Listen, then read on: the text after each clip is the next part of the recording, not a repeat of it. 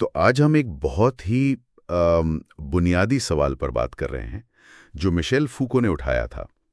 ہم خود کو یعنی ایک فرد یا ذات کے طور پر آخر سمجھتے کیسے ہیں؟ جی، اور یہ سوال بظاہر سادہ لگتا ہے، لیکن فوکو کے کام کو خاص طور پر طاقت اور معاشرے پر ان کے نظریات کو سمجھنے کے لیے کلیدی ہے۔ بالکل، یہ صرف کوئی آپ کہیں کہ فلسفیانہ بحث نہیں، یہ ہماری روزمرہ کی زندگی سے گہرا تعلق رکھتی ہے۔ ہاں، آج ہم اسی پر ایک گہری گفتگو کریں گے، فوکو کے ایک لیکچر کی روشنی میں۔ مقصد یہ ہے کہ فوکو کے خود یا سیلف کے تصور کو ذرا کھول کر سمجھا جائے۔ اچھا، یعنی یہ تصور کیسے بنا، تاریخ میں کیسے بدلا، اور اس میں آپ دیکھیے قدیم فلسفے سے لے کر کانٹ تک کے کیا اثرات رہے۔ اور خاص طور پر یہ کہ خود کو جاننے کا یہ سارا عمل طاقت کے نظاموں سے کیسے جڑا ہے، یہ نقطہ اہم ہے۔ جی بالکل، یہی مرکزی نقطہ ہے۔ فوکو کا ایک بڑا دعویٰ یہ ہے کہ طاقت کا اصل کھیل ہمارے ذہنوں میں کھیلا جاتا ہے، یعنی جس طرح ہم خود کو سمجھتے ہیں، خود کو بیان کرتے ہیں، اپنی سچائی بتاتے ہیں، ہاں، اعتراف کرتے ہیں۔ وہی چیز طاقت کا ایک آلہ بن جاتی ہے۔ یہ تو بہت گہری بات ہے۔ جی ہاں، اور یہیں سے فوکو خود شناسی کی تکنیکوں یا ٹیکنالوجیز آف دا سیلف کی بات کرتی ہیں۔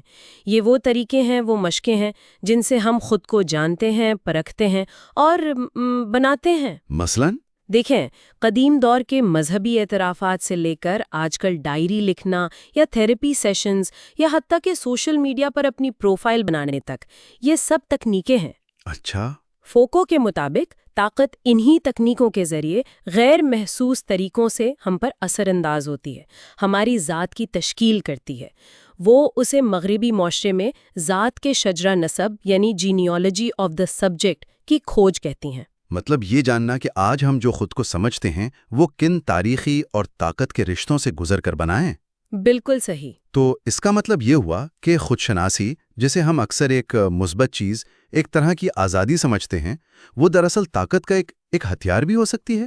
ہاں، یہ فوکو کا ایک بہت آپ کہیں چونکا دینے والا خیال ہے۔ اور ان کا یہ کہنا ہے کہ شاید حقیقی مزاحمت کے لیے، طاقت کے خلاف کھڑے ہونے کے لیے، ہمیں اپنی اس بنی بنائی ذات سے ہی انکار کرنا پڑے، مطلب سیلف ریپیوڈیشن۔ یہ تو بہت ہی ریڈیکل سوچ ہے۔ یقیناً، فوکو کا اشارہ تھا کہ اگر طاقت نے ہی ہماری ذات کو تشکیل دیا ہے تو اس طاقت کو چیلنج کرنے کے لیے شاید ہمیں اس ذات کو بھی چیلنج کرنا ہوگا۔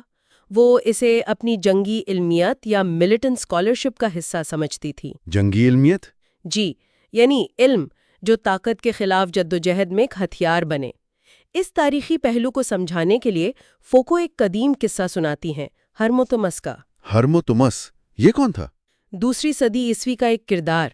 قصہ یہ ہے کہ اس نے 20 سال لگائے اور بہت پیسہ خرچ کیا صرف یہ سیکھنے کے لیے کہ اپنا خیال کیسے رکھا جائے۔ 20 سال صرف یہ سیکھنے کے لیے؟ جی، فوکو اس کا موازنہ آج کل کے ان گروؤں سے کرتی ہیں جو پیسے لے کر خود شناسی یا سیلف کیئر سکھاتے ہیں۔ ہاں، یہ تو ہے آج کل۔ لیکن دلچسپ بات یہ ہے کہ قدیم یونان اور روم میں یہ استاد فلسفی کہلاتے تھے، اور اپنا خیال رکھنا ایک بہت سنجیدہ، باقاعدہ فلسفیانہ مشق تھی۔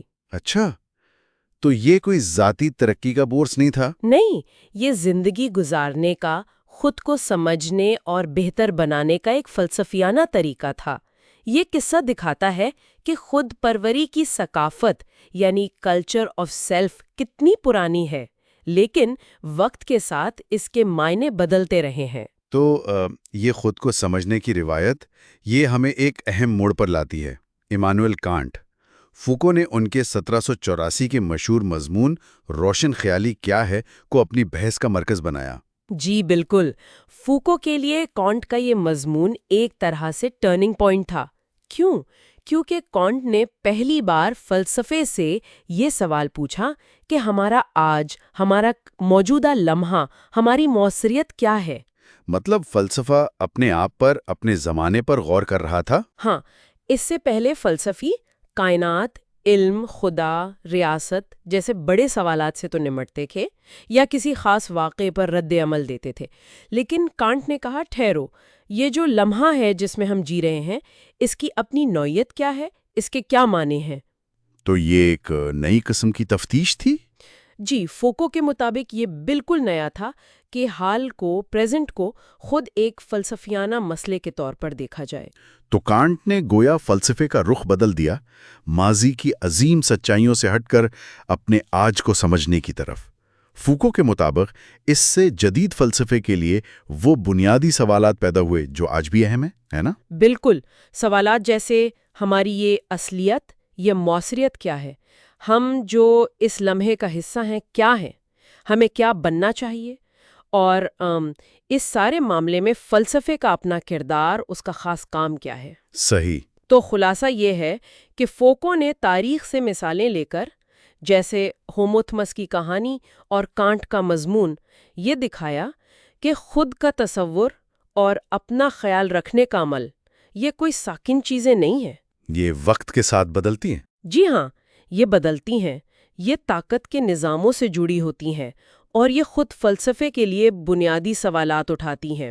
فوکو ہمیں دعوت دیتی ہیں کہ ہم اپنی ذات کو بس یوں ہی نہ مان لیں، بلکہ اسے ایک تاریخی اور سیاسی تشکیل کے طور پر دیکھیں۔ اور آخر میں ایک سوال شاید ہمارے سننے والوں کے لیے چھوڑ جاتے ہیں۔ اگر فوکو کی بات میں وزن ہے کہ ہم خود کو کیسے دیکھتے ہیں، یہ بڑی حد تک طاقت کے اندیکھے دھاگوں سے بنا گیا ہے، تو آج کے دور میں اس سمجھ کو، اس تشکیل کو حقیقی معنوں میں چیلنج کرنے کا کیا مطلب ہو سکتا ہے؟ کیا ہم اپنی ذات کو ان روایتی مروجہ راستوں سے ہٹ کر کسی نئے انداز میں سوچ سکتے ہیں، یا شاید تشکیل دے سکتے ہیں؟ یہ ایک بڑا سوال ہے۔